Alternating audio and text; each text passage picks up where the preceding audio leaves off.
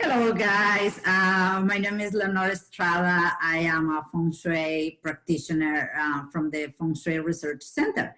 Today, I'm here with Rajita Antonia, who is a recognized professional by Master Joseph Yu.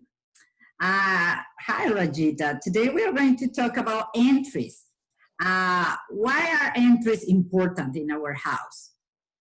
Yeah, so the entry to the house or apartment or business, this is considered the chi mouth of the place. So chi is a very small word to describe a very vast concept, but simply put, chi is the energy that moves all things. It's the substratum, the energy substratum of our universe. And so the mouth is, of course, where we take in food and water and nourishment, and it affects our whole body, our whole system. So in the same way, the energy that comes into the house can have an effect on the entire house. So that's why it's so important. Okay, what are those things that we should avoid in our entryway? Say if we are looking for a place. Yeah, so the entryway is a very yang place. You know, most people have heard of yin and yang, so we won't go into those concepts here. But the yang place requires space. It's a place of movement, of light, of energy. So what we want is a place that's light and clear. So not dark, not dingy, definitely not moldy. That can be more of an issue out here. Not with a tree in front of the door that obstructs light and air from coming in, or say a telephone post across from the door, or where the pile of trash cans are, or something that you consider ugly. You know, yeah, we want it to be a clean, clear space, or a place that you can adapt and adjust to make that way. Okay, well, there are things that I can think of when you talk about darkness. What about the people who use their garage door as a main entry? Yes, Can yes. be taken as a main entry, or is it wrong? No, you know, it really depends. This is where the generic recommendations just can't come in handy.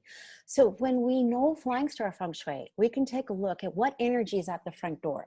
What energy potential is there in the garage coming in? And so, for example, in my daughter-in-law's house, we looked at the front door and said, oh, let's just close this. We're not going to use this because this could cause financial hardship, or I should say, increase financial hardship, not cause. And then the garage entry was very good, but here's the thing.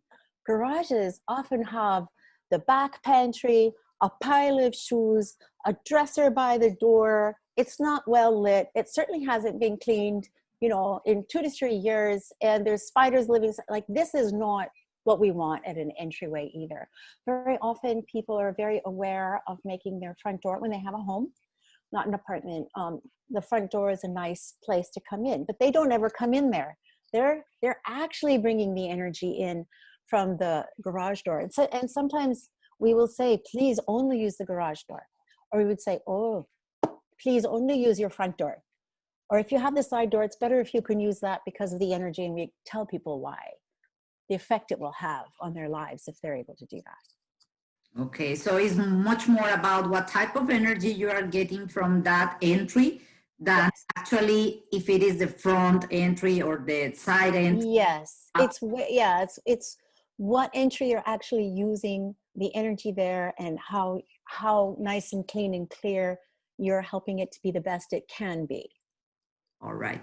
And I'm sure you have seen many times people love to have red doors because they have been told that that is good. Or what do you think about having such a statement in your front door?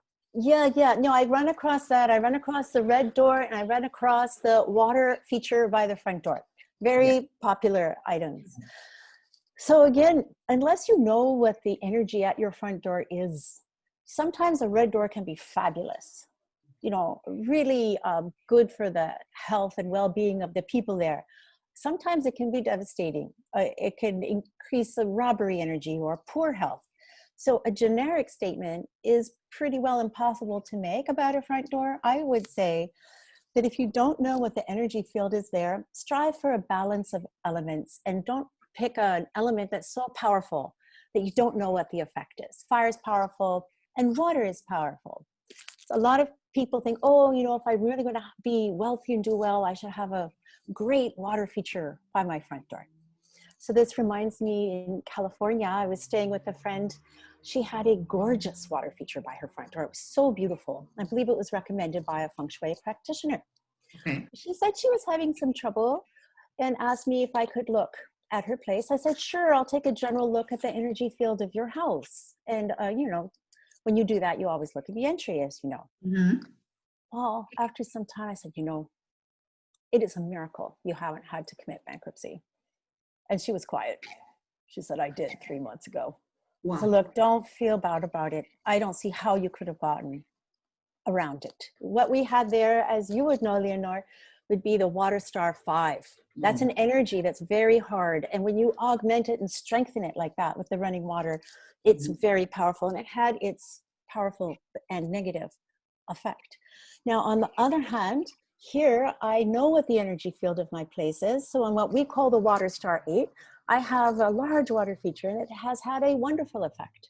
So those kinds of things, fire and water particularly, you cannot successfully make a generic statement. You really need to know what the energy blueprint of the place is and what effect those kinds of active elements will have. Yeah, I see. How important do you think is to know the types of energy that you have, so you can then start to use like mirrors, for instance? That is another thing people just place wherever they feel like, and I know they are very powerful as well. Yeah, mirror can have a powerful effect depending on its placement, like everything else we say, depending on its placement. So sometimes we want to put a large mirror when you open the door right there, because it has an energy coming in that we find would be hard, say, on the wealth of the people, because it's a yang area, so it's more active. And so we'd want to bounce that energy out. Whereas sometimes a mirror put, you know, perpendicular to the door could be quite helpful. It can help bring in a helpful water star energy. So, you know, strong, big mirrors, again, where there's a lot of light and activity, I would say, know what's going on. You know, people can say, you know, I've got good intuition. Artists very often have good intuition. But the thing is, we have our intuition that can lead us to our highest and best good. Mm-hmm. And we have our negative patterns that can just run the way we do things when we're not aware of them. And so intuition is iffy. In fact, that's how I came to Flying Star Feng Shui myself. I'd say knowing what the energy blueprint is of your place can be life-changing in such a positive way.